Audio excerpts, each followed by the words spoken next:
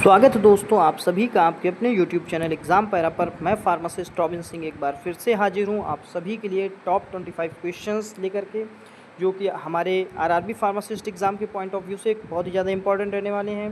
साथ ही साथ आप कोई भी फार्मासिस्ट का एग्ज़ाम देने जाएंगे आपको ये क्वेश्चंस वहाँ पे मिलेंगे ही मिलेंगे। ठीक है, तो शुरू करेंगे अपना आज का सेशन। और सेशन स्टार्ट करने से पहले दोस्तों, अगर आपने वीडियो को लाइक नहीं किया है, चैनल को सब्सक्राइब नहीं किया है, तो प्लीज़ चैनल को सब्सक्राइब कर लें, वीडियो को लाइक कर लें और अपने दोस्तों तक जरूर शेयर करते हैं। देखिए हमारा पहला क्वेश्चन क्या कह रहा है, कार्बोनिक एनहाइड्रेस इन्विटर्स। कार्बोनिक एनहाइड्रेस इन्विटर्स कौन सा है, तो आप बताएंगे द राइट आंसर इज एसीटाजोलामाइड। एसीटाजोलामाइड जो हमारा है वो कार्बोनिक एनहाइड्रेस इन्विटर्स कैटेगरी में आता है। फिर क्वेश्चन नंबर 2 देखिए क्या कह रहा है, कह रहा है an agent used to delay the renal excretion of penicillin. Penicillin को एक्सक्रीट आउट को डिले करने के लिए, है ना, renal excretion of penicillin. Renal का मतलब किडनी से एक्सक्रीशन जो पेनिसिलिन का होता है उसको डिले करने के लिए हम लोग कौन से एजेंट का इस्तेमाल करते हैं, तो आप बताएंगे प्रोबेंसिड। प्रोबेंसिड जो है एंटी गाउट मेडिसिन होती है जा करके, ठीक है। Probenecid is the anti gout medicine. और गाउट क्या होता है, deposition of sodium urate crystal in joints, ठीक है। तो ये हमारा प्रोबेंसिड और कॉल्चिसिन ये सब हमारी एंटी गाउट मेडिसिन में आती हैं जा करके, ठीक है ना। और ये अगर हम दे देते हैं प्रोबेंसिड, अगर दे देते हैं साथ में दे देते हैं हम लोग पेंसिलिन, तो पेंसिलिन का जो रीनल किडनी से एक्सक्रीशन है, एक्सक्रीट आउट जो होने का प्रोसेस है वो थोड़ा सा स्लो हो जाता है, ठीक है ना। तो इसीलिए ये क्वेश्चन कह रहा है कि an agent used to delay, delay का मतलब थोड़ा सा और लेट कर देना, the renal excretion of penicillin. Penicillin से पेंसिलिन का एक्सक्रीशन किडनी के थ्रू, इसको थोड़ा सा और डिले कर देता है हमारा प्रोबेंसिड, ठीक है। फिर अगले क्वेश्चन की तरफ बढ़ेंगे। क्वेश्चन नंबर 3 देखिए क्या कह रहा है, कह रहा है aldosterone antagonist drug spironolactone. Spironolactone होती है एल्डोस्टेरॉन एंटागोनिस्ट ड्रग, ठीक है ना। स्पाइरोनोलैक्टोन किस कैटेगरी होती है, के प्लस स्पैरिंग होती है, के प्लस स्पैरिंग ड्रग्स में आ जाएगी जाकर के स्पाइरोनोलैक्टोन। फिर अगले क्वेश्चन की तरफ बढ़ेंगे, कह रहा है selenium sulphide is used as. Selenium sulphide किस तरीके से इस्तेमाल करते हैं, तो आप बताएंगे एंटी डैंड्रफ एजेंट की तरह इस्तेमाल करते हैं सेलेनियम सल्फाइड। तो selenium sulphide is used as an anti dandruff agent, ठीक है ना। फिर सैलिसाइलिक एसिड भी हम लोग एंटी डैंड्रफ एजेंट की तरह इस्तेमाल कर लेते हैं, ठीक है ना।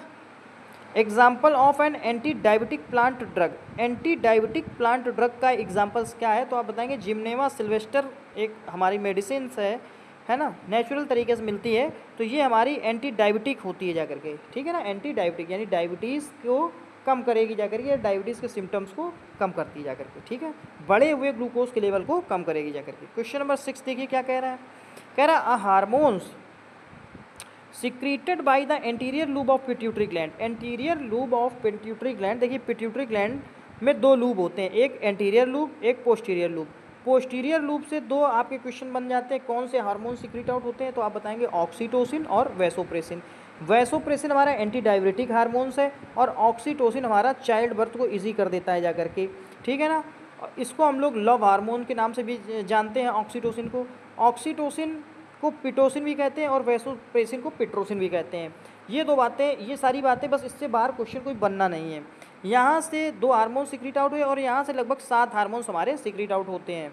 पिट्यूटरी ग्लैंड है तो वो सारी ग्लैंड्स को कंट्रोल करेगी, तो जितनी भी ग्लैंड से सिक्रीट आउट हार्मोन्स हैं उनको कंट्रोल करेगी जा करके, हमारा वो वाले हार्मोन सिक्रीट आउट होंगे जा करके, ठीक है ना। जैसे thyroid inhibitory hormones, thyroid stimulating hormones, follicle stimulating hormones, FSH luteinising hormones, है ना, ग्रोथ हार्मोन्स। तो इस तरीके के जितने भी हार्मोन्स हैं ये हमारे सब एंटीरियर पिट्यूटरी ग्लैंड से सिक्रेट आउट होते हैं, यहाँ पे ग्रोथ हार्मोन्स आ जाएंगे जा करके। फिर क्वेश्चन नंबर 7 देखिए क्या कह रहा है, कह रहा है the drug use to treat alcoholism. Alcohol जो लोग पी करके बिल्कुल घूमते हैं ना गाना गाते हुए और लौटते हुए, उनको सही करने के लिए कौन सी ड्रग हम लोग इस्तेमाल करते हैं, तो एल्कोहलिज्म हमका पीनी है हमका पीनी है, इनको सही करने के लिए आप एंटाबेस दे देंगे जा करके या डाइसल्फिराम दे देंगे जा करके। तो the drug use to treat alcoholism is Antabuse या डाइसल्फिराम। डाइजोन करके एक टैबलेट नहीं आती, डायाजोन करके, उसमें डाइसल्फिराम होती है, वही चुपचाप घर वाले जो है जो ज़्यादा पीते हैं उनके घर वाले मिला देते, कहीं सब्जी में मिला दिया, कहीं कोल्ड ड्रिंक में मिला के दे दी, काव दारू मिला के दे दें, यही है, एक से एक बड़े हैं ना। क्वेश्चन नंबर 8 देखिए क्या कह रहा है, कह रहा है ड्रग यूजफुल इन जोलिंजर इलिजन सिंड्रोम। कौन सी ड्रग जोलिंजर रीजन सिंड्रोम में यूज़फुल होती है? तो आप बताएंगे proton pump inhibitor, PPI category की जो ओमेप्राजोल होती है वो हमारी यूज़फुल होती है जोलिंजर रीजन सिंड्रोम में। फिर क्वेश्चन नंबर 9 देखिए क्या कह रहा है। कह रहा है which scale is used to measure the outer diameter of needle. Needle का जो आउटर डायामीटर होता है उसको नापने के लिए, नीडल का जो आउटर डायामीटर होता है उसको नापने के लिए, जैसे ये नीडल है हमारी, ठीक है, इसके आउटर डायामीटर को नापने के लिए कौन सी स्केल का इस्तेमाल होता है? तो gauge scale. Gauge scale is used to measure the outer diameter of needles. Question number 10 क्या कह रहा है? Very very very important, grey baby syndrome पूछ ही लेते हैं। तो सपोज दैट कोई तैयारी कर रहा है, पहली बार कर रहा है, तो उसको ये क्वेश्चन तो बिल्कुल पता होना चाहिए। जैसे ही ये क्वेश्चन देखो तुरंत क्लोरमफेनिकॉल पे ट्रिक कर दो, है ना। जितने लोग इस चैनल से जुड़े हैं ये समझ लो, अगर आप ये क्वेश्चन सीरियसली देख रहे हो तो आपके वाकई कॉन्फिडेंस लेवल बढ़ने वाला है जब आप पेपर देंगे तब। तो the right answer is chloramphenicol. Chloramphenicol grey baby syndrome हमारा करा देता है। अगला क्वेश्चन क्या कह रहा है? Drug of choice for the management of status epilepticus. तो ये आपका देखिए कई बार क्वेश्चन आया हुआ है, कई सारे एग्जाम में डाइजिपाम आ जाएगा, डायाजिपाम और लोराजिपाम दोनों आ जाते हैं। फिर क्वेश्चन नंबर 12 क्या कह रहा है? कह रहा है chief constituent of bell fruit. Bael fruit में चीफ कॉन्स्टिट्यूएंट्स क्या होता है? चीफ केमिकल, मेन केमिकल क्या होता है? तो बताएंगे मर्मेलोसिन होता है, जाकर के marmelosin. The chief constituent of bell fruit is marmelosin. फिर अगला क्वेश्चन क्या कह रहा है? कह रहा है question number 13 permanent contraceptive method. तो परमानेंट कंट्रासेप्टिव मेथड होता है non scalpel vasectomy. Non scalpel vasectomy जिसको NSV भी कह दिया जाता है। NSV लोग कराने जाते हैं फिर निकल लेते हैं वहाँ से। पता चला एक पेशेंट आया कि भैया इसकी NSV होनी है, अब वो यहाँ से गया अस्पताल, बाकायदे गाड़ी भेजी गई कि यहाँ जाओ भैया अस्पताल चले जाओ, इनकी NSV करवा दो। अब वो वहाँ थोड़ी देर बैठा, पता चला वहाँ डॉक्टर साहब थोड़ा सा बिजी थे सर्जिकल प्रोसेस में दूसरे कहीं।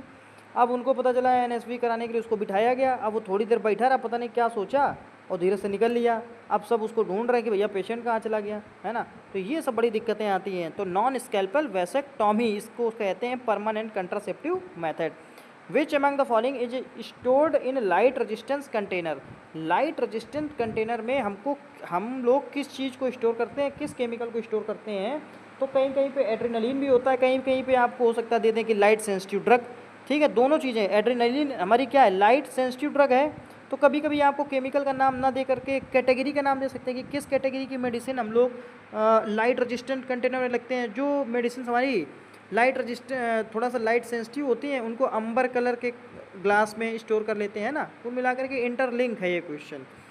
आपसे पूछ लिया जाएगा कि अंबर कलर्ड का ग्लास किसको स्टोर करने के लिए यूज़ किया जाता है? तो आप बताएंगे लाइट सेंसिटिव ड्रग को स्टोर करने के लिए। अब अगर यही लाइट सेंसिटिव ड्रग ना दे करके एड्रेनलिन दे दे तो आप उसको टिक कर दीजिए। ठीक है ना। क्वेश्चन नंबर 15 देखिए क्या कह रहा है। कह रहा है कि along with benzoic acid white field ointment contains. Benzoic acid के साथ जो व्हाइट फील्ड ऑइंटमेंट है उस वो और क्या कंटेन्स करता है? तो 6% benzoic acid with 3% of salicylic acid. तो कह रहा है बेंजोइक एसिड के साथ 3% ऑफ सैलिसाइलिक एसिड जो है कंटेन्स करता है। तो benzoic acid with 3% of salicylic acid ये व्हाइट फील्ड ऑइंटमेंट बन जाएगा। क्वेश्चन नंबर 16 देखिए क्या कह रहा है। दोस्तों क्वेश्चन नंबर 16 के पास चलने से पहले अगर आपको वीडियो अच्छा लग रहा हो तो प्लीज़ हमारे इस चैनल एग्जाम पैरा को सब्सक्राइब कर लीजिए, वीडियो को लाइक कर लीजिए और अपने दोस्तों तक ज़रूर शेयर कर लीजिए। ठीक है, बढ़ेंगे हम लोग क्वेश्चन नंबर 16 की तरफ। क्या कह रहा है 16 क्वेश्चन नंबर देखिए क्या कह रहा है। कह रहा है aminophylline is the stable mixture of theophylline with which of the following. Aminophylline एक स्टेबल मिक्सचर होता है, थियोफाइलिन के साथ एक और कंपाउंड मिलाया जाता है, उसका नाम क्या है पूछ रहा है आपसे। तो एथाइलिन डाइअमीन। अब आप क्वेश्चन समझिए, जब आप थियोफाइलिन प्लस एथाइलिन डाइअमीन मिला देंगे तब आपका बन जाएगा एक नया प्रोडक्ट जिसको कहा जाएगा अमीनोफाइलिन। ठीक है ना। तो अमीनोफाइलिन कैसे बनता है? थियोफाइलिन प्लस एथाइलिन डाइअमीन या एथिलीन डाइअमीन। क्वेश्चन नंबर देखिए अब आपका कह रहा है the medical and toilet preparation act comes into the force of. जो medical and toilet preparation act है वो कब आया था, फोर्स कब उसको लागू किया गया? तो 1957 1957 में। The medicinal and toilet preparation act comes into the force in 1957। तो ये हमारा 1957 को लागू हुआ था और बन कब गया था? 1955 में बन गया था जाकर के। ठीक है ना। तो the medicinal and toilet preparation act ये बना था जाकर के 1955 में, और लागू कब हुआ जा करके, तो आप बताएंगे जा करके ये लागू हुआ जा करके 1957 से। फिर अगले क्वेश्चन की तरफ बढ़ेंगे। क्वेश्चन नंबर 18 देखिए क्या कह रहा है। कह रहा है विच of the following is a book of secondary entry. तो सेकेंडरी एंट्री की बुक कौन सी है, आप बताएंगे laser. Laser is the book of secondary entry. फिर आपसे कह दिया जाए कि विच of the following is a book of original entry. तो ओरिजिनल एंट्री के लिए journal is the book of original entry. Question number 19 देखिए क्या कह रहा है, बहुत ही शानदार क्वेश्चन। कह रहा है विच of the following is deficient in vitamin D. Vitamin D calciferol, ठीक है ना, दो तरीके का होता है, कोलीकैल्सीफेरॉल और एर्गोकैल्सीफेरॉल, ठीक है। अब देखिए क्या कह रहा है। कह रहा है शार्क लिवर ऑयल। जो शार्क होती है, शार्क मछली जो है, अब वैसे शार्क क्या है, तो आप बताएंगे शार्क जो है, शार्क के लीवर से जो ऑयल बनता है जा करके, उस ऑयल में हमारा विटामिन डी नहीं पाया जाएगा, ठीक। ओमेगा 3 वगैरह मिल जाएगा जा करके, ठीक है, विटामिन ए मिल जाएगा जा करके, लेकिन विटामिन डी हमारा नहीं मिलेगा, ठीक है। अब देखिए क्वेश्चन नंबर 20 क्या कह रहा है। कह रहा है the assets and liabilities of business organisation is. The assets and liabilities of business organisation is, the right answer is balance sheet. Balance sheet में आपको एसेट्स भी दिखाई पड़ जाएंगे और लाइबिलिटीज़ भी दिखाई पड़ जाएंगी किसी भी बिजनेस ऑर्गेनाइजेशन की। तो the assets and liabilities of business organisation is balance sheet, ठीक है। क्वेश्चन नंबर 20 देखिए क्या कह रहा है। 21 कह रहा है कि amino acid present in higher concentration in brain tissue is. तो कौन सा अमीनो एसिड ऐसा होता है जो ब्रेन के टिश्यू में हाइयर कंसंट्रेशन में पाया जाता है, आप बताएंगे जाकर ग्लूटामिक एसिड।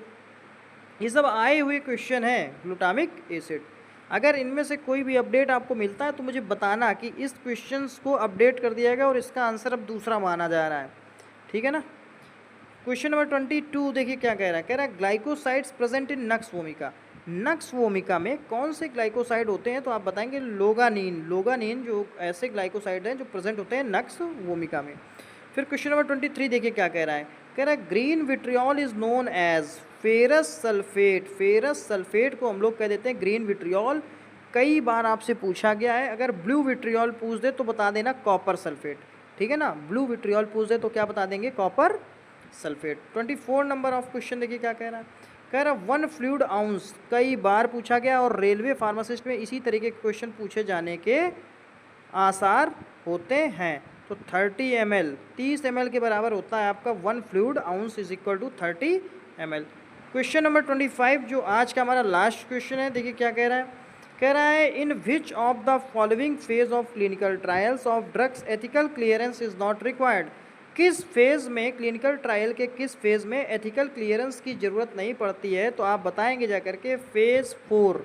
फेज़ 4 में हमें एथिकल क्लियरेंस की रिक्वायरमेंट नहीं पड़ती है जाकर के, और फेज़ 4 के इसी में हम लोग फेज़ 4 के बाद ही करते हैं पोस्ट मार्केटिंग सर्विलियंस, ठीक है ना। After phase 4 post marketing surveillance भी हम लोग करते हैं, ठीक है। Investigation of new drug application form, एक होता है जाकर के न्यू ड्रग एप्लीकेशन फॉर्म, ठीक है ना, एक होता है इन्वेस्टिगेशन ऑफ न्यू ड्रग, वही IND, investigation of new drug application form.